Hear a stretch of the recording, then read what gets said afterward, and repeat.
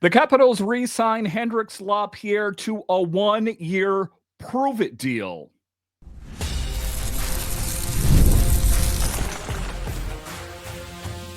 Your Locked On Capitals, your daily podcast on the Washington Capitals. Part of the Locked On Podcast Network, your team every day. Well, hello and welcome into this edition of Locked On Capitals, part of the Locked On Podcast Network, your team every day. My name is Dan Holme. I've covered the Capitals for the last 3 seasons for Locked On and various other outlets before that. I'm also the host of the weekly show called The Capitals Minutecast, available wherever you find your podcasts. And as always, I want to thank you for making this your first listen of the day. Today's episode is brought to you by our friends at FanDuel. Right now, new FanDuel customers can get $150 in bonus bets if your first $5 bet wins. So in this edition of Locked On Capitals, there is a lot of questions going into the fall. As we know, the Capitals did not make a lot of big acquisition. So I think there is going to be a youth battle in camp like we have not seen in years. I'll talk about that a bit later. We'll talk about McMichael at center or at wing. It is an intriguing question about where will Connor McMichael slot in. We saw how great he played on that second line left wing, but we know that he prefers to play center. And I think big picture, the Capitals prefer him to play center. Where will he end up? But just to get it going here, Hendricks Lapierre signs a one-year prove-it deal with the Capitals. That this is his time to shine, that the Capitals have tried to retread this tire year after year after year. This is his time to prove to the Capitals that he's worth it. That, yes, you took a risk on me, you took a chance on me, but it's worth it. And off the top there, I talked about that third line center position. I think that Hendricks Lapierre will be in that mix as well. And it's not that I have anything against Hendricks Lapierre. Some people, I think that I don't like these certain players. I don't. I just don't like these same players, coming into camp, breaking camp with the team. You think that they're the guy for the team, and they're not. And to a certain extent, I think it kind of chews up a roster spot for a more deserving player that would have been better fitting in.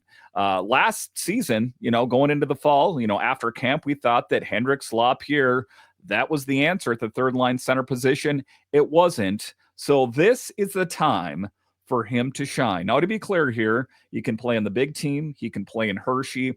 But I think for me, it is Capitals, it's playing on the big team this year or bust. I think that we're past the point of him bouncing up and down between Hershey and Washington. So let's dive into that in segment 1 here, signing a one-year $850,000 bridge deal.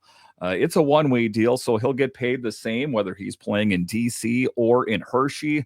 And, at the end of the day, I would like for him to really excel this year.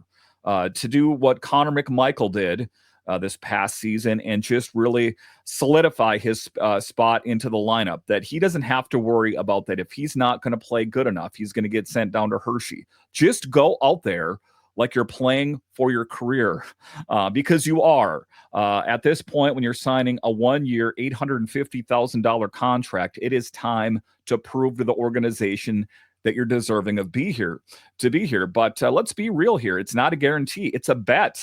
The Caps are giving him one more chance to prove he belongs. And that's the right thing. And if you're an everydayer of the show, I've said that it is time to either for him to make the most of this opportunity, or I think we should view him as an asset to get some sort of return. Now, look, last season started out promising, right? Lapierre made the opening night roster, which I spoke of. Gets slotted in at that third line center. Looks like he's ready to take that next step. But yeah, it didn't really happen. And that was the frustrating part. He played 27 games, and didn't really flash offensively. No goals, just 8 assists, -3. And you could tell, right? Just wasn't clicking. Eventually, they sent him down to Hershey. But I think the part that, a reclamation, or the part that endeared him to the organization was the fact that he did good things in Hershey. It's not like he didn't play well with the Capitals. He got sent down to Hershey and he didn't play well there either. He went down there. He didn't sulk. He didn't moan. He went out and executed, and all things considered, had a good season in Hershey. And, when they asked Lapierre about it, he even said himself, quote, "I don't know what happened." He was confused, frustrated, said he started the summer, trained hard, came into last season confident, but it didn't translate. And it's not easy. I mean, I get that. The National Hockey League, the premier hockey league in the entire world, is not an easy thing to do. But there's been high hopes for Hendricks Lapierre. But at the end of the day, are they just hopes? We're hoping that it's more. So he goes down, and like I said, to his credit, finds his game, 32 points in 32 games in Hershey. That's big. That's consistent. That is what he needs to do for the Capitals to stay on the big team next year. At the end of the day, I'm pulling for the guy. I think that would make a really good story that, he struggled, but found his way. It's the right coach. I'll talk about that in a bit here. But Spencer Carberry, if there is a coach to get the most out of Hendricks Lapierre, that is the guy. And now he's earned that bridge deal. But make no mistake, it is a prove-it contract. Nothing more. He has got to earn it. He can't, rest on where I was drafted or, where I was projected to be on this team for so many years. He's got to do it. And Chris Patrick said it clearly. They had an honest conversation with him and said, quote, "Look, it's up to you now," unquote. "Show us in camp, force our hand, make it hard on us."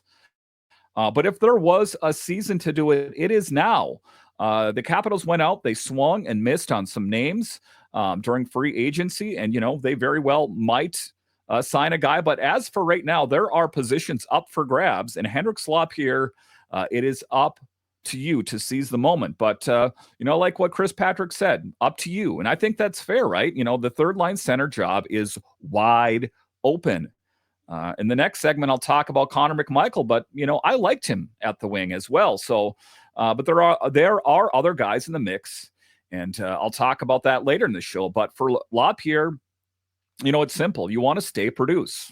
It's pretty cut and dry. There's no ambiguity there. You gotta score goals. You gotta do good things. You gotta assist. You gotta generate. Or why do we have you here? But better than last year, because the front office has shown they're not going to wait around.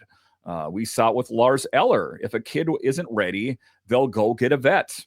And, the thing of it is that would have made a good story, except for the vet that they reached for was Lars Eller.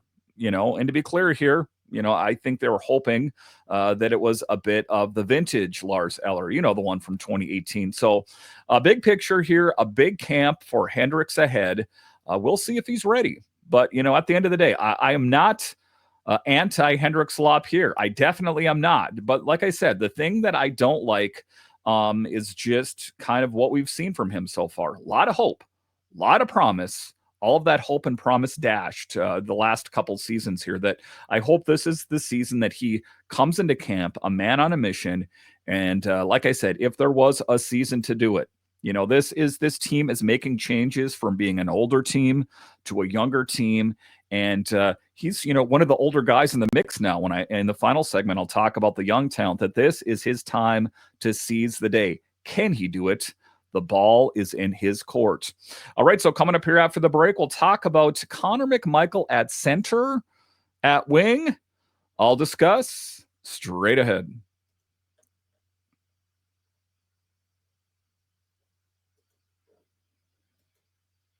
Summer sports are in full swing, and whether you're all about baseball under the lights, golf on the green, or high-stakes soccer action, FanDuel is the best way to make every game even more exciting. You already know, following the action, why not make it a little more thrilling? With FanDuel, you can get in on the game while your friends are getting sunburned at the beach. I've been using FanDuel to track my favorite matchups, and the app keeps it fresh with new daily promotions and fun ways to bet. And listen, the Nationals aren't really having the season that they're hoping for, or I hoped for. And the Orioles, they're not playing their best baseball either. But if you want to have vested in all the games, say your team isn't playing that well, open up the FanDuel app, put a little bit of money on the games. All of a sudden, they got that much more exciting. It's easy to use, fast way to pay out, and makes even regular season games feel like must-watch events. Whether I'm placing a same-game parlay or watching a bet right into the ninth inning, FanDuel makes it feel like I am part of the action. Are you new to FanDuel? New customers can bet $5 and get $150 in bonus bets if your first bet wins. Open the FanDuel app today or visit FanDuel.com to get started.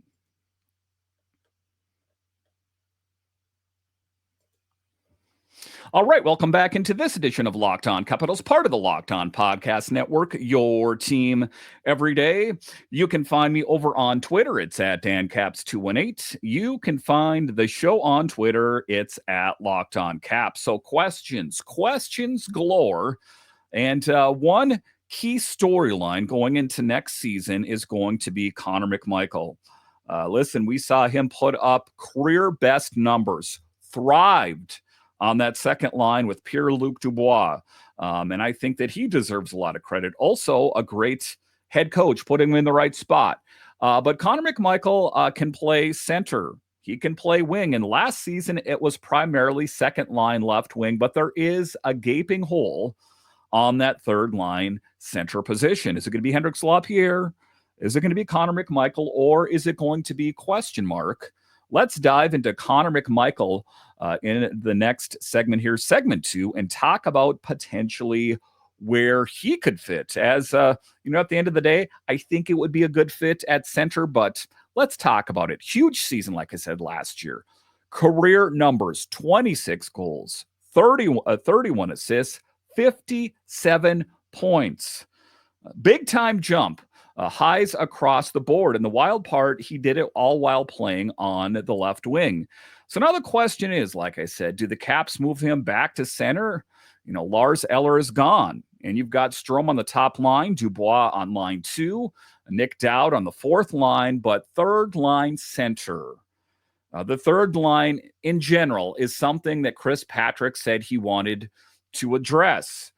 We saw that the Capitals did sign a Beauvillier to a contract. We know that Ryan Leonard is in-house. So you have kind of a sketch of what could be. Who is going to be that third line center? You take a look at it. McMichael, like I said, is a natural center. That's where he's played most of his career. And I think that what would be best for Connor, what would be better for the Capitals is to play at center. But the good thing about him is he's flexible, so he can play center or wing. But that's where he's been thriving. So what do you do? Chris Patrick joked about it and said, where is he going to go? Where do you see Connor McMichael going? Is he going to be center? Is he going to be wing? He said, quote, depends on the hour, unquote, where he thinks McMichael fits. And that kind of says it all. Even they don't know yet. And why don't they know? Because I think the Capitals were all in on a couple different players. I think they were all in on Ehlers. I think they were probably made a run at Roslovic. And those are just the ones that we know about. But so far, swing and a miss for making big acquisitions. You take a look at the acquisitions the Capitals made, and none of them really address that third line center. Now, they're probably going to start him in the middle during training camp just to see what he has. I think he is deserving at first kick at the can and see how he looks. If it works, great. They've got scoring down the middle. Again, to go back to Hendricks Lapierre, those two are going to battle it out, but Connor McMichael is deserving at first kick at the can. But if not, you're risking the same issues we saw last fall. No stability on that third line. We cannot. Let me underline. Let me capitalize.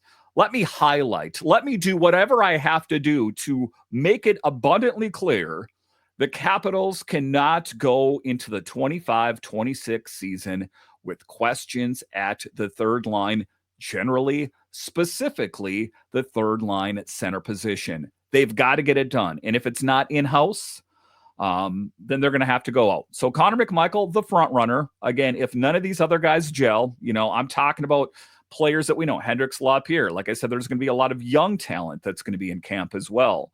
That if it is not Connor McMichael, I don't want to go into next season risking it with an unproven guy. I just really don't. I don't want that to be a problem again. But let's not forget, why do I think he would be a good fit? Like I said, McMichael played center under Carberry back in Hershey. That was his rookie year. He led the team in scoring. So, like a lot of other things, it's Capitals related familiarity, and the familiarity is there with Connor and Spencer. But as far as Connor McMichael himself, he wants to be a center. He said it as much on breakdown day. But he said, I'm willing to play wing. He wants, just coach, put me in, give me that sweet NHL money, right? But he also admitted being on the wing helped him stay in the lineup. And I think there's probably nothing worse that I could think of. I'm trying to put myself in their shoes, is to be good enough to play in the NHL, but to be a healthy scratch the whole season. It's got to be frustrating. Financially, yay. Everything else, meh.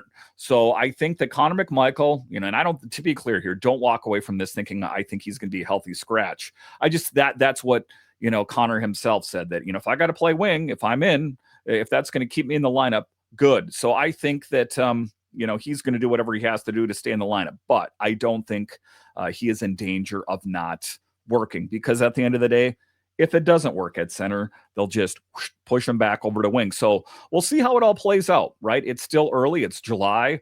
But, and I talk about that, in every training camp, but I think it might be more true this year than it's been true in a while.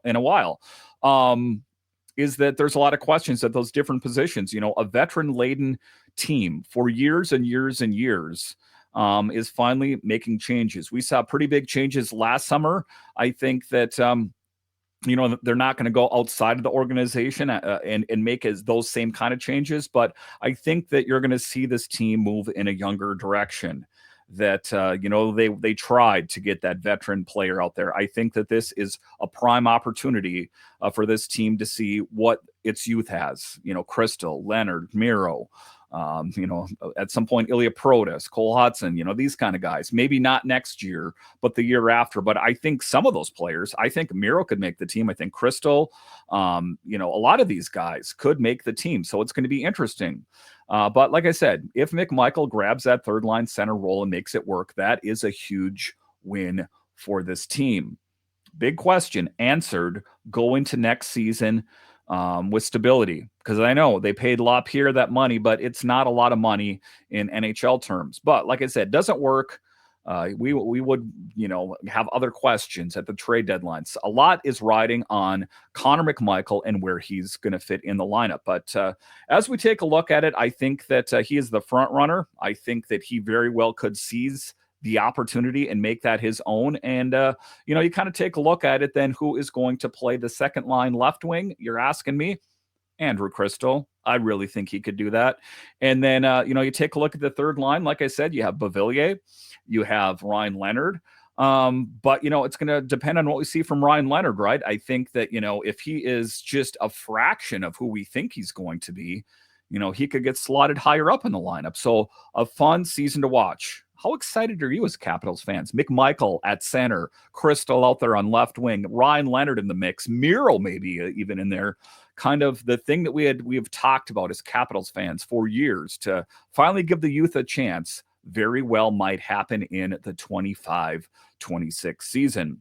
All right, so coming up here after the break, we'll talk about that youth. A youth battle this fall like we have not seen in years. And Sonny Milano, do you remember him? He's in the mix too. I'll discuss straight ahead.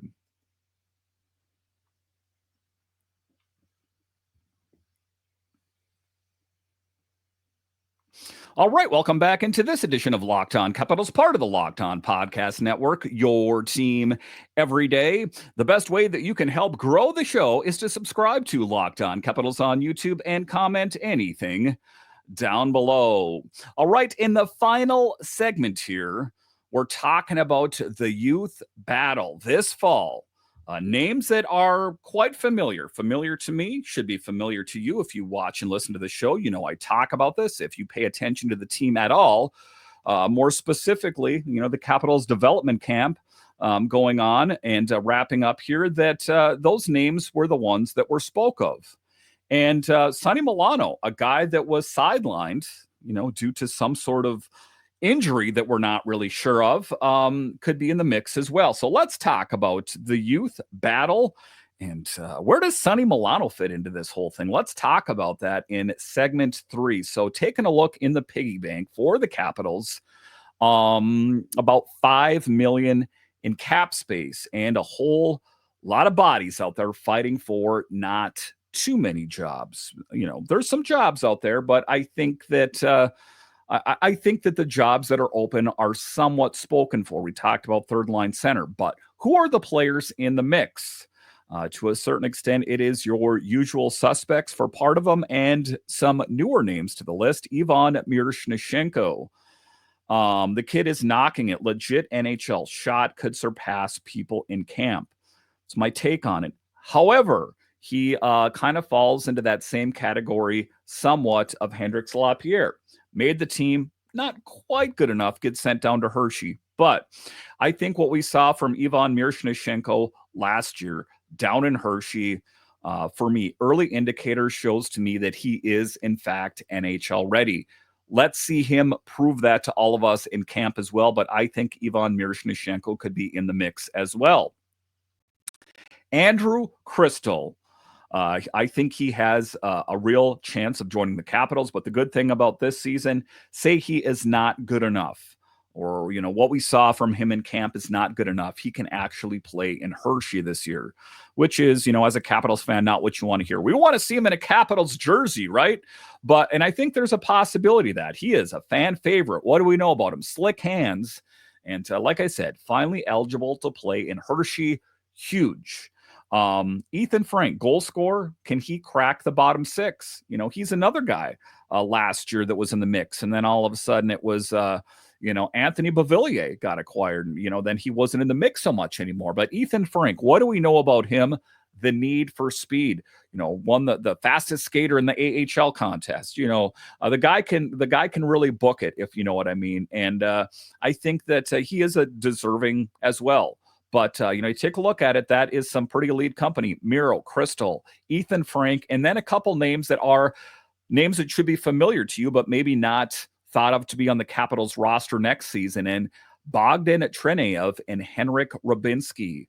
Bottom 6 bangers with speed, not flashy, but solid. And I think that there's a distinct possibility as well. So you take a look at Miro, Cristall, Frank, Treneyev, and Rubinski. I mean, some of those players are going to be winners and some are not. And when I didn't want to say losers, because if you're playing in Hershey doesn't make you a loser. It just means you need a little bit of seasoning. You need a little marinating down in Hershey. Not a bad thing. Some of the best have gone through Hershey. But there's more. Open up the door. Remember me, guys? Sonny Milano. Oh yeah. We even forgot you're on the roster. He's in the mix as well. Sonny Milano. Sometimes I take a look at my notes, when the Capitals first acquired him and what my initial thoughts were on Sonny Milano. My thoughts on him was back then. And, I guess it remains to be seen what we see from him in the fall, as I thought he had a good nose for the puck. When he first joined the Capitals, there wasn't any even really plans for him to be on the big team. It was to be down in Hershey, but, he flashed, he impressed, but then inconsistent play in this bit of murky injury that he sustained, that it's a name that I think has got kind of pushed out of our minds, but is still in the mix. So let's talk about Sonny Milano. Interesting. He missed basically, like I said, the entire last season with what they're saying upper body injury. I'd like to take vague for 100, Alex, but Patrick said this weekend Sonny's healthy, skating early, ready to go. That's big. Another name in the mix, a guy that is an NHLer. Now, Milano's cap hit is $1.9 million. So if the kids all play him, he's waivable. You can bury most of that salary if you do. So I think he's going to give another opportunity. And at the end of the day, this is conspiratorial. I think that, ambiguous upper body injury was roster management last year because they wanted to get enough players in the mix. But now Sonny Milano is going to get his opportunity. But if he looks like the guy from 23-24, you remember 15 goals in 49 games, simple. He's in the lineup, period. That would be another nice, easy fix at a relatively cheap rate. So this camp, it's going to be a war. You got 5 or 6 guys battling for 2 or 3 spots, and that's exactly how the front office wants it. And I was bummed. I'm not going to try to, reposition my comments or be a revisionist that they didn't get Ehlers, right? But this is making a great opportunity to say we didn't get the guy that we wanted or the guys that we wanted. Let's be all in on the youth movement. Let's see what these young players that we've talked about for seasons, let's see what they have in the tank, and I'm kind of hyper vigilant in real life, right? I like to prepare for things that I can't prepare for. And I think that when you take a look at, putting all your chips in on the youth, the problem with that for me, just being the way I'm wired, is what if it doesn't work? What if you start the season with a lot of young talent and it doesn't work? Then all of a sudden, is the GM on the phone trying to get a veteran to come in here? Yeah, we'll take your fourth line guy and plug him in here. Yeah, we'll take, Lars Eller Jr. and have him come over here. I don't want to be in that position either. So I think the Capitals are kind of painting themselves into a corner in the regard that this youth talent that we have high hopes for, is it going to be good enough? Or is it, if it's not good enough, is it going to be a squandered 25-26 season? Now, if you're a glass half full, you're like, why are you even thinking about failure? And if you're a glass half empty, you're like, failure's a real thing. So it is interesting that I'm excited to one point to think about, a lot of youth, Cristall, Leonard, Miro, Bogdan, Triniev, Rabinski, all these guys. But what if they're not good enough? That's where I think can get a little tricky. Now, Chris Patrick even pointed out to the Panthers last year, said, look at Brad Marchand and Seth Jones. They weren't on Florida in September, but they were monsters in the playoffs. Now, listen, the Capitals don't have a Brad Marchand in the wings or Seth Jones, and I don't think that the Capitals have the what it takes, shall we say, to acquire a Brad Marchand-esque or Seth Jones-esque type of player. That you're putting a lot of chips, the chips that you have in a lot of young players. And I understand Ovechkin's here and Wilson's here, and it's not like it's a new team, tore down to the studs. But, there was questions last year. We put our chips in on Hendricks Lapierre, didn't work. And then we got kind of desperate and reached out for Lars Eller. So an exciting move, but also kind of a risky move. So the Capitals leaving themselves open to adjust this year. It's smart to one extent. It's risky, it's flexible, and most of all, it puts pressure on the kids to earn it. But to circle back to it, if they don't earn it, then who is it going to be? That's the hard part. And hey, that's what a healthy organization looks like, right? Putting your chips in and putting your faith behind the young players on the team that you have high hopes for. I don't want to really dive into the woulda, coulda, shoulda. Maybe Chris Patrick has a big move, up his sleeve, that will present itself, and, we'll get that veteran, to kind of, put our minds at ease, relatively speaking. Ehlers would have done that for me, I think, even though he's a bit prone to injury. But I think this is a prime opportunity for the Capitals to put their faith in the young players and see if they're worth their salt. And if not, some of those players we might have to view as pieces to move on from. I'm talking about Hendricks Lapierre, or perhaps, some of the other players that I mentioned as well. It's going to be an interesting season. It is going to be the season that is defined by the youth on this team, in this organization. Are they good enough to compete against the best of the best in the NHL? I guess time will only tell. All right, once again, I want to thank you for joining me on this edition of Locked On Capitals, your only daily year-round podcast covering the Capitals. And I want to thank all of you that listen on the audio side and watch this on YouTube. You are what makes this show successful. When you're done here, head on over to Locked On NHL, as they have you covered 5 days a week, available wherever you find your podcasts and on YouTube. All right, once again, I want to thank you for joining me on this edition of Locked On Capitals, part of the Locked On Podcast Network. It is your team every day. My name is Dan Holme, and I'll talk to you again next time.